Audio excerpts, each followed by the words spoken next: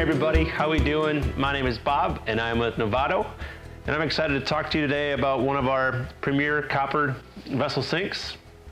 This is the Catalonia. It's one of our more popular copper vessel sinks that we carry, and the model number here on the left is the TCV-002NA for the natural, and then on the right we have the TCV-002AN. So I'm going to dive into it a little bit and highlight some different features and some similarities, and just kind of give you a heads up as to what you can expect when you open up that box. So let's dive into it. This series is going to be 18 inches round and 5.5 inches tall. So I mean, it's got plenty of room to wash your hands. You could use it in a powder bath or a master bath, no problem there. This is comprised of 14 gauge recycled copper, so it's very, very thick. It's not going to bend or anything like that. And also, you can tell a little bit better on this antique one, which I'll hold up in a bit, but the hand hammering on it is really unique.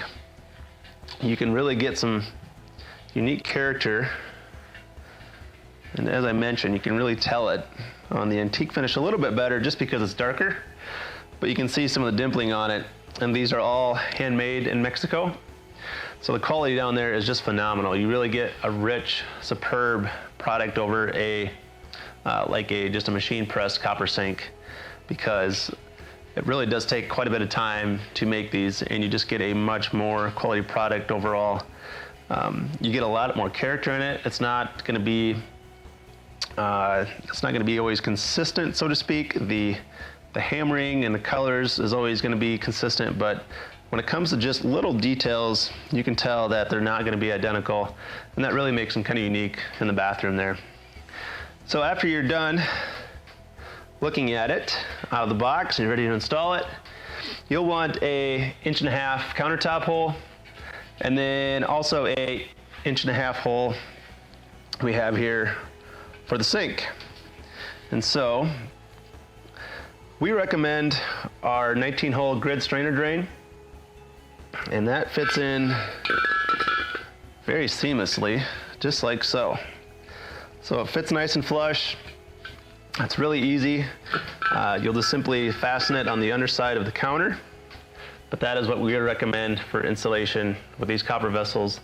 These don't have an overflow, as you can probably tell. These don't either. So after installation, you got everything all cleaned up. We would recommend to also put like a wax over it. There are a couple different waxing compounds out there, and really what that's going to do is help buffer it from hard water spotting, and also say, for instance, if you would happen to leave like anything acidic, lemons, ketchup, mustard, anything like that in here overnight. Granted, this is a bathroom sink. You just never know what might happen in there. So what that wax is going to do is kind of help buffer it from that, because this is a living finish.